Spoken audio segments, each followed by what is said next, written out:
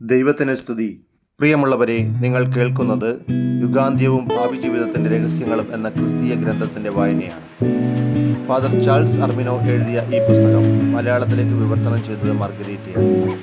Sophia ബുക്സാണ് ഈ പുസ്തകം പ്രസിദ്ധീകരിച്ചത്. വിശുദ്ധ കൊർച്ചിത്രേസ്യയെ വളരെയധികം സ്വാധീനിച്ച ഈ ഗ്രന്ഥം അന്ത്യകാലഘട്ടത്തെക്കുറിച്ച് സൂചന നൽകുന്നു. ഇതുവരെ വായിച്ചുകൊണ്ടിരുന്ന ഭാഗങ്ങളിൽ നമ്മൾ കേട്ടത് രണ്ടാം കോൺഫറൻസിൻ്റെ ഭാഗങ്ങളാണ്. ഒന്നാം കോൺഫറൻസ് നമ്മൾ കേൾക്കുകയും രണ്ടാമത്തെ കോൺഫറൻസിലേക്ക് നമ്മൾ പ്രവേശിക്കുകയും ഇനി നമ്മൾ വായിക്കുന്നത് രണ്ടാം കോൺഫറൻസിലെ 2 സാക്ഷികൾ എന്ന ഭാഗത്തെക്കുറിച്ചാണ്. ഈ പുസ്തകം തുടർന്ന് കേൾക്കാൻ ആഗ്രഹിക്കുന്നവർ ഈ പേജ് സബ്സ്ക്രൈബ് ചെയ്യുക. നിങ്ങളുടെ ലൈക്കുകളും ഷെയറുകളും കമൻറ്റുകളും നൽകുക. നിങ്ങളുടെ ഈ പ്രവർത്തനങ്ങളാണ് നമ്മുടെ ഈ വായനയെ കൂടുതൽ ത്വരിതപ്പെടുത്തുകയും അനേകം പേരിലേക്ക് റീച്ച് ചെയ്യാൻ സാധിക്കുകയും ചെയ്യുന്നത്. ദൈവം നിങ്ങളെ അനുഗ്രഹിക്കട്ടെ. നമുക്ക് വായനയിലേക്ക് പ്രവേശിക്കാം. 2 സാക്ഷികൾ. രക്തരഹിതമായ ബലി എല്ലായിടത്തും നിർത്തലാക്കപ്പെട്ട് സഭയ്ക്ക് ഒരു നേതൃസ്ഥാനമില്ലാതെ മാനുഷികമായി ചിന്തിച്ചാൽ സകലവും നഷ്ടപ്പെട്ട് വിനാശത്തിൻ്റെ കൊടുങ്കാറ്റ് അതിൻ്റെ ഉച്ചസ്ഥായിലെത്തി നിൽക്കുമ്പോൾ 2 സാക്ഷികൾ ഉണർന്നെഴുന്നേൽക്കുമെന്നാണ് വിശുദ്ധ യോഹന്നാൻ പറയുന്നത്. ഈ സാക്ഷികൾ 2 പേരും അസാധാരണ വ്യക്തികളായിരിക്കും. അവർ പെട്ടെന്ന് ലോകത്തിൽ പ്രത്യക്ഷരാകും. ഏത് രാജ്യത്തിലോ ഏത് വംശത്തിലോ ഏത് കുടുംബത്തിലോ ഏത് സ്ഥലത്തു നിന്ന് എന്ന് അവർ വന്നെന്ന് ആർക്കും പറയാൻ കഴിയില്ല.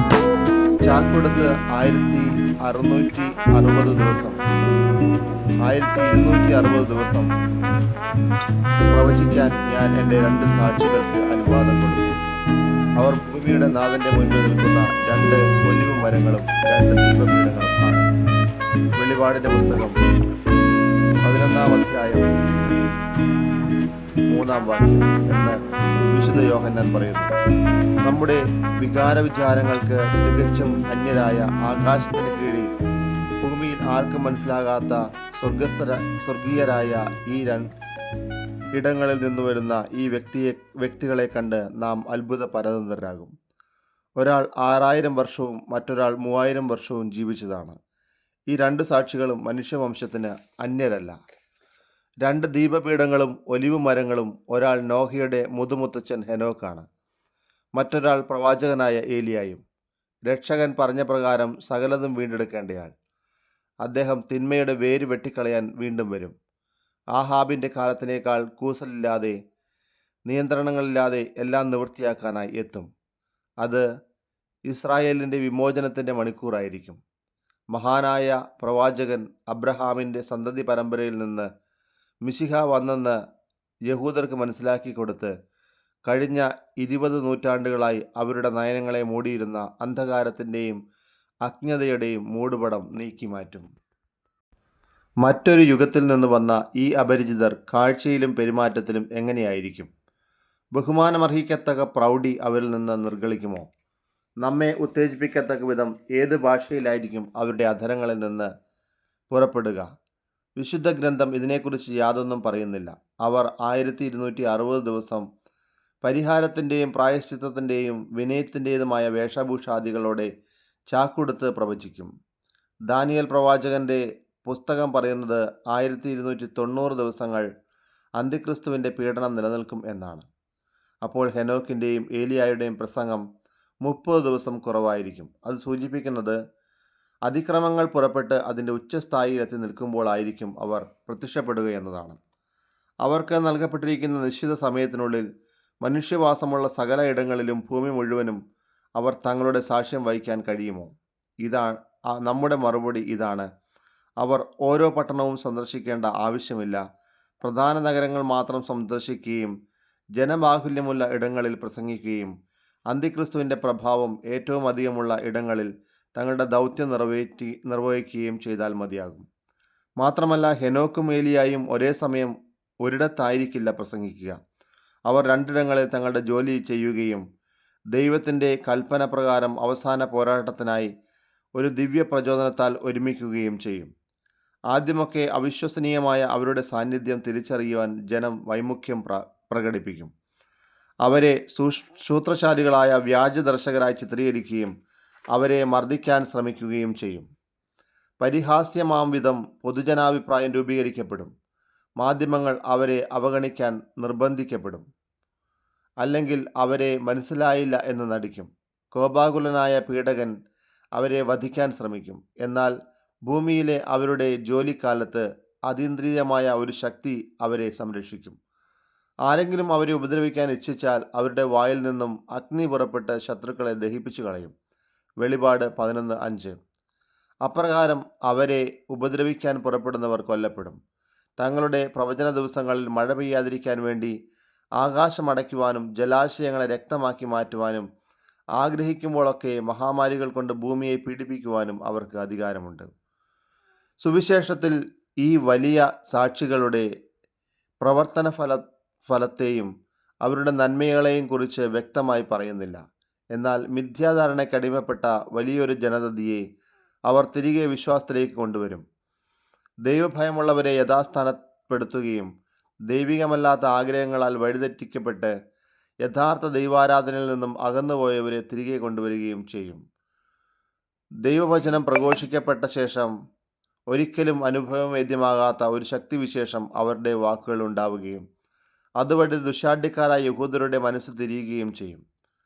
അത്ഭുതങ്ങളുടെ പ്രകാശധോരണിയിലും തെളിവുകളിലും തലകുമ്പിട്ട് അവർ ഇടയന്മാരുടെ ഇടയൻ്റെ വടിയെ വണങ്ങുകയും അങ്ങനെ ക്രിസ്ത്യാനികളോട് ചേർന്ന് ഒരു ആട്ടിൻപറ്റമാവുകയും ചെയ്യും. എന്തൊക്കെ സംഭവിച്ചാലും ദൈവം അവിടുത്തെ കൃപയുടെ അളവ് കുറയ്ക്കുന്നില്ല. പ്രകാശം ചൊരിയപ്പെട്ട് നന്മയും തിന്മയും തിരിച്ചറിയുവാനുള്ള അനുഗ്രഹം ലഭിച്ചു കഴിയുമ്പോൾ ദൈവം തൻ്റെ ജ്ഞാനത്തിൻ്റെ അത്ഭുതങ്ങൾ പിൻവലിക്കും. അങ്ങനെയാണ് ദൈവിക സംരക്ഷണം എപ്പോഴും പ്രവർത്തിക്കുന്നത്. ഫിലിസ്തീയ വംശജർ പരാജയപ്പെട്ട് വിനയാന്വിതരായപ്പോൾ സാംസന് നൽകപ്പെട്ടിരുന്ന അത്ഭുതകരമായ ശക്തി പിൻവലിക്കപ്പെട്ടു. ജോവാൻ ഓഫ് ആർക്കിനും ഇതുപോലെ സംഭവിച്ചു. ചാൾസ് രാജാവിൻ്റെ മുൻപിൽ കിരീടം ചാർത്തുകയെന്ന ചുമതല രാജാവിൻ്റെ ശിരസിൽ കിരീടം ചാർത്തുകയെന്ന ചുമതല നിറവേറ്റിക്കഴിഞ്ഞപ്പോൾ അവളുടെ ബുദ്ധിചാതുര്യവും സൈനിക സിദ്ധികളും മാഞ്ഞുപോയി. ജീവിതത്തിൻ്റെ സാധാരണ തലങ്ങളിലായി അവൾ ജയിലിലടയ്ക്കപ്പെട്ടു. ഏലിയായുടെയും ഹെനോക്കിൻ്റെയും കാര്യത്തിൽ ഇതുതന്നെ സംഭവിക്കാം. മാത്രമല്ല, അത്ഭുതങ്ങൾ തുടർന്നാൽ എളിമയുള്ള കാതുകളോടും ഹൃദയത്തോടും കൂടി അവരുടെ ദൂത് കേൾക്കാൻ വിസമ്മതിച്ചവർ വീണ്ടും കഠിനചിത്തരാകും. ചുരുക്കി പറഞ്ഞാൽ, ഈ രണ്ട് സാക്ഷികളും തങ്ങളുടെ രക്തം കൊണ്ട് സാക്ഷ്യത്തിന് മുദ്രവെക്കുകയും യേശുക്രിസ്തു മനുഷ്യപ്രകൃതിക്ക് കീഴ്വഴങ്ങിക്കൊണ്ട് മരണത്തിന് അടിയറവ് പറഞ്ഞതുപോലെ സംഭവിക്കുകയും ചെയ്യാനാണ് ഇവർ ഭൂമിയിലേക്ക് വരുന്നത്. വെളിപാട് 11:7-13. അന്ത്യക്രിസ്തുവിൻ്റെ അവസാനം എന്തായിരിക്കുമെന്ന് വിശുദ്ധ യോഹന്നാൻ നമ്മളോട് പറഞ്ഞിട്ടില്ല. എന്നാൽ വിശുദ്ധ പൗലോസ് പഠിപ്പിച്ചു. കർത്താവായ യേശുക്രിസ്തു തൻ്റെ വായിൽ നിന്ന് പുറപ്പെടുന്ന നിശ്വാസത്താൽ അവനെ സംഹരിക്കുകയും തൻ്റെ പ്രത്യാഗമനത്തിൻ്റെ പ്രഭാപൂരത്താൽ അവനെ നാമാവിശേഷമാക്കുകയും ചെയ്യും. 2 തെസ്സലോനിക്ക 2:8. ഇത് വായിച്ച് കുറേ പേർ യേശുക്രിസ്തു തൻ്റെ എതിരാളിയെ നിഗ്രഹിക്കാനായി തൻ്റെ പൂർണ്ണമഹത്വത്തോടും പ്രഭാവത്തോടും കൂടി ആഗതനാകുക ആയിരിക്കും എന്ന് വിശ്വസിക്കുന്നു. ഈ വ്യാഖ്യാനം ശരിയല്ല.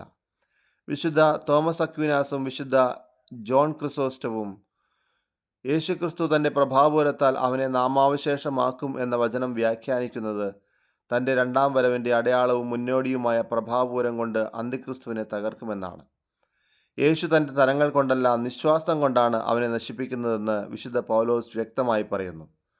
വിശുദ്ധ തോമസ് അക്വീനാസ് പറയുന്നത്, അവിടുത്തെ ശക്തിയാലും കൽപ്പനയാലും വിശുദ്ധ മിഖായേലോ മറ്റാരുടെയെങ്കിലും സഹകരണത്തോടെയോ ദൃശ്യവും അദൃശ്യവുമോ ആത്മീയമോ ഭൗതികവുമായ ഏതോ ഭവനത്തിൽ ഇടപെടുമെന്നാണ്. ഏതോ ഭാവത്തിൽ ഇടപെടുമെന്നാണ്. സാത്താൻ അന്ധകാരത്തിലേക്ക് വലിച്ചെറിയപ്പെടും. ഭൂമിയിൽ തിന്മയുടെ പ്രവർത്തനം എന്നേക്കുമായി നശിപ്പിക്കപ്പെടും. സ്വർഗത്തിലേക്ക് എത്തിപ്പിടിക്കാൻ ആഗ്രഹിച്ച അവൻ പുക പോലെ അപ്രത്യക്ഷനാക്കും എന്നുള്ളത് തീർച്ചയാണ്. അന്ത്യക്രിസ്തുവിൻ്റെ പതനത്തിന് ശേഷം, ഈ വലിയ സംഭവത്തിന് ശേഷം അവസാന വിധിയും ശരീരത്തിൻ്റെ ഉയർപ്പും സംഭവിക്കുമോ? ഈ വിഷയത്തെപ്പറ്റി തിരുലിഖിതം മൗനം പാലിക്കുന്നു. ഇതേക്കുറിച്ച് യാതൊരു വിശദീകരണവും സഭയും നൽകുന്നില്ല.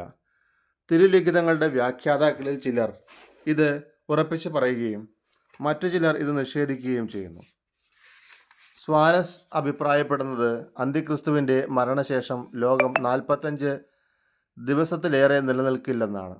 അരാജകത്വത്തിൻ്റെ മനുഷ്യൻ, മതപീഡനം, 1290 ദിവസം നീണ്ടു നിൽക്കുമെന്നും 1335 ദിവസം ഉറച്ചു നിൽക്കുന്നവൻ ഭാഗ്യവാൻ എന്നുമാണ് ദാനിയേൽ പ്രവചനത്തെ അടിസ്ഥാനമാക്കി അദ്ദേഹം പറയുന്നത്. ദാനിയേൽ 12:12. ഈ അഭിപ്രായവും ഏറ്റവും ഉറപ്പുള്ളത് എന്ന് പറയാൻ വയ്യ. ഏറ്റവും ആധികാരികമായതും വിശുദ്ധ ലിഖിതത്തോട് ഏറ്റവും ചേർന്ന് നിൽക്കുന്നതുമായ കാഴ്ചപ്പാട് അന്തിക്രിസ്തുവിൻ്റെ പതനത്തിന് ശേഷം കത്തോലിക്ക സഭ ഒരിക്കൽ കൂടി വിജയവും ഐശ്വര്യവും നേടും എന്നതാണ്.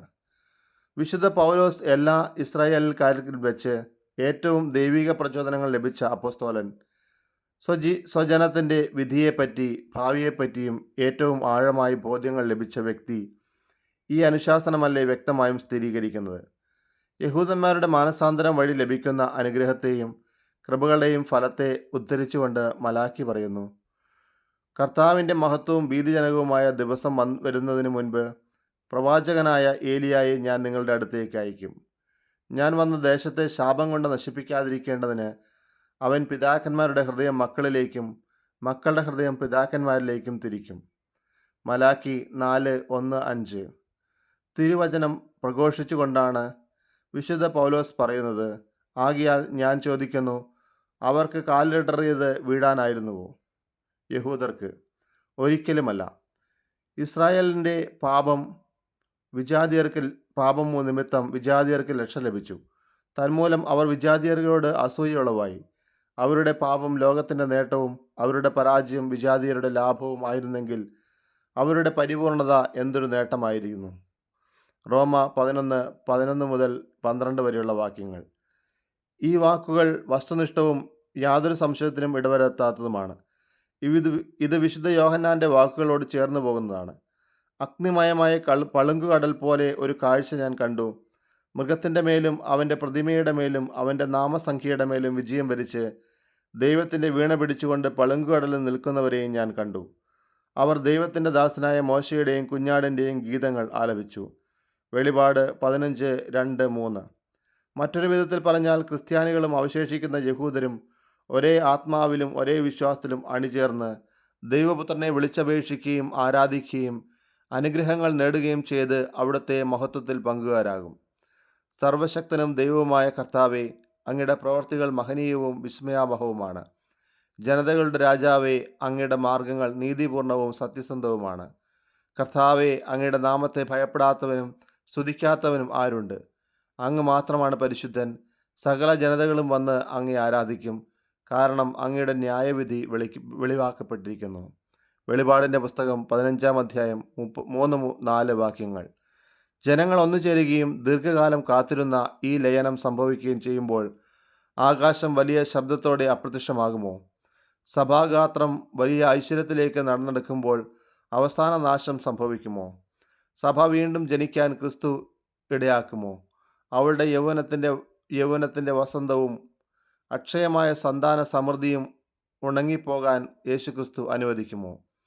ഇപ്പോഴത്തെ നമ്മുടെ രാഷ്ട്രീയ സ്ഥിതികൾ, കലാപങ്ങൾ, വിപ്ലവങ്ങൾ, സംസ്കാരത്തിൻ്റെ പുരോഗതി, ഭൗതികമായ കണ്ടുപിടുത്തങ്ങൾ ഇവയെല്ലാം കണക്കിലെടുക്കുമ്പോൾ പാപത്തിൻ്റെ മനുഷ്യൻ്റെ വരവ് സമീപസ്ഥനാണെന്നും ശൂന്യമായ ദിനങ്ങളുടെ ആഗമനം ക്രിസ്തു പ്രവചിച്ചതുപോലെ വരുമെന്ന് മുൻകൂട്ടി കാണാനും നമുക്ക് സഹായകമായി തീരും. പ്രിയമുള്ളവരെ, ഇന്നത്തെ വായന അവസാനിക്കുമ്പോൾ നമ്മൾ 2 പ്രധാനപ്പെട്ട ഭാഗങ്ങളിലൂടെയാണ് കടന്നുപോയത്. അത് ഒന്ന്, നമ്മൾ ആദ്യം കണ്ടത് 2 സാക്ഷികൾ എന്ന ഭാഗത്താണ്. ആ 2 സാക്ഷികളെ കൃത്യമായിട്ട് ഈ പുസ്തകം പ്രവചിക്കുന്നത് ഹെനോക്കും ഏലിയായും ആണ്. ആ 2 സാക്ഷികളെന്നാണ്. അവരുടെ സാക്ഷ്യം സ്വീകരിക്കാൻ കഴിയാത്ത ലോകം അവരെ തിരസ്കരിക്കും എന്നൊരു മുൻ പ്രവചനം കൂടി നടത്തപ്പെടുകയാണ്. അതുപോലെ ഈ 2 സാക്ഷികളുടെ ആഗമനത്തിന് ശേഷം യഹൂദർ ക്രിസ്തുവിലേക്ക് തിരിച്ചു വരികയും തങ്ങൾ കുത്തി മുറിവേൽപ്പിച്ചവനെ അവർ നോക്കിയെന്നുള്ള ബൈബിൾ പ്രവചനം പൂർത്തിയാകുകയും ചെയ്യുമെന്നും ഈ ഭാഗത്ത് നമ്മൾ വായിച്ചു കേൾക്കുന്നു.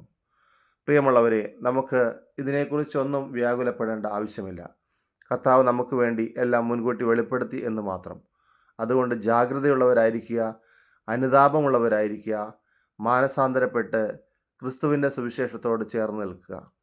ഒരിക്കലും നമ്മൾ ഭയപ്പെടേണ്ട ആവശ്യമില്ല. കർത്താവിൻ്റെ നാമത്തിന് മാത്രം മഹത്വമുണ്ടാകട്ടെ എന്ന് ഞാൻ പ്രാർത്ഥിക്കുന്നു. നിങ്ങളെല്ലാവരും ദൈവം അനുഗ്രഹിക്കട്ടെ എന്ന് പ്രാർത്ഥിക്കുന്നു. ഈ വായന നിങ്ങൾ പിന്തുടരുക. കൂടുതൽ പേർക്ക് ഷെയർ ചെയ്ത് ഇതിൻ്റെ രഹസ്യങ്ങൾ, അന്ത്യകാലഘട്ടത്തിൻ്റെ രഹസ്യങ്ങൾ അനേകർക്ക് വെളിപ്പെടുത്തി കൊടുക്കുന്നത് ദൈവം നിങ്ങളെ അനുഗ്രഹിക്കട്ടെ. ദൈവനാമത്തിന് മാത്രം മഹത്വം ഉണ്ടായിരിക്കട്ടെ. യേശുവേ സ്തോത്രം, യേശുവേ ആരാധന, യേശുവേ നന്ദി. ദൈവമേ സ്തോത്രം, ദൈവമേ ആരാധന, ദൈവമേ നന്ദി. പരിശുദ്ധാത്മാവേ സ്തോത്രം, പരിശുദ്ധാത്മാവേ ആരാധന, പരിശുദ്ധാത്മാവേ നന്ദി. Hallelujah, hallelujah, hallelujah, hallelujah, hallelujah, hallelujah, hallelujah, hallelujah, hallelujah.